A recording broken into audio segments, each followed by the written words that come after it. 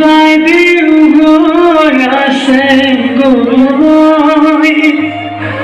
বহুতীৰ কাষত লাহে লাহে কুঁৱলী বহুতীয়ে জগাই জানো মই গম নাপাম দেই নমস্কাৰ মোৰ নাম শ্ৰী সংগীত গগৈ মই গিলামৰা ভকত গাঁৱৰ শ্ৰী বিদ্যুৎ গগৈ আৰু শ্ৰী অলিমা গগৈ একমাত্ৰ সন্তান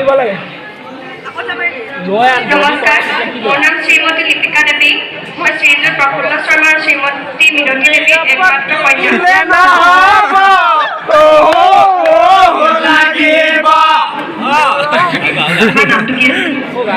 নমস্কাৰ মোৰ নাম ৰঞ্জিত গগৈ গগৈ আহোম আৰু দেৱী ঘৰৰ পৰা চাই দিছেনে তোমালোকক ঘৰৰ পৰা চাই দিয়া নাই মেম দুবছৰ ধৰি আমাৰ প্ৰেম হ'ল আৰু অৱশেষত আমি লগ প্ৰেম হিচাপে দুইখন ঘৰৰ সম্মতি ৰূপে বিবাহত বহিলোঁ বিবাহ কেতিয়া হৈ গ'ল বিবাহ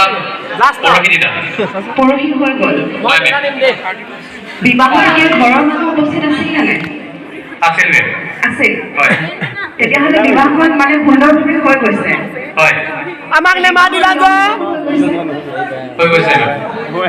এতিয়া বিবাহৰ নিয়ম যদি হৈ গৈছে তেনেহ'লে দৰাকে এটা প্ৰশ্ন সুধো কইনা ঘৰলৈ দৰাৰ ঘৰৰ পৰা কিছুমান বস্তু দিয়ে হয় কইনাৰ মাকৰ কাৰণে কিছুমান বস্তু পঠায় দৰা ঘৰৰ পৰা জোৰোণৰ দিনাই পঠায় তাত সেই যে সাজ পোছাক বা তাতে কিছুমান সামগ্ৰী দিয়ে তাৰ নামটো ক'ব পাৰিবনে I don't know.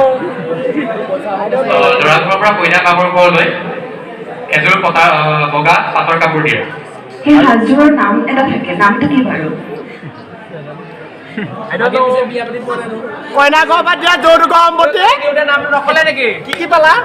জোৰোণ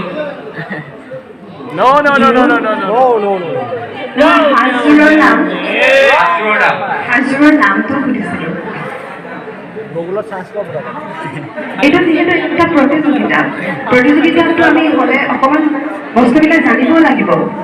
দৰা কইনা তোমালোকে বিয়া পাতিলা কালি বিয়া হৈ গ'ল হৈ যোৱাৰ লগতে আমি এখন আজি প্ৰতিযোগিতা অনুষ্ঠিত কৰি আছোঁ জ্ঞান আমাক লাগে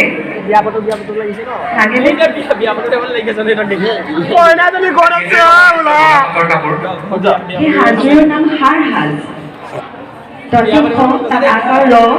সাৰ সাজ যদি আগলৈ মনত ৰাখা ভাল